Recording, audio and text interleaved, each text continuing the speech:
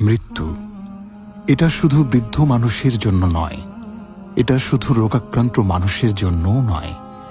মৃত্যু আসতে পারে যে কোনো সময়, যে কোনো বয়সে।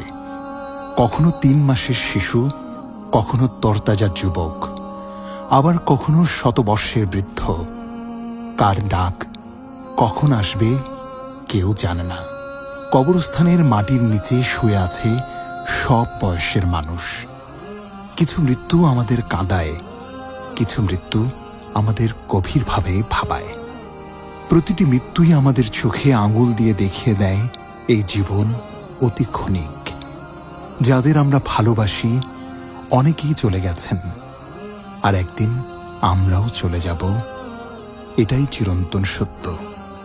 মৃত্যু থেকে পালানোর কোনো পথ নেই। শুধু একটি প্রশ্ন থেকে যায়, আমি কি প্রস্তুত?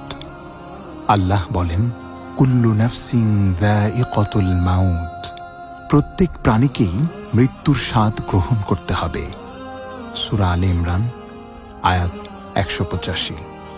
আল্লাহ আমাদের সবাইকে মৃত্যুকে সামনে রেখে আখিরাতের প্রস্তুতি নেওয়ার তৌফিক দান করুন।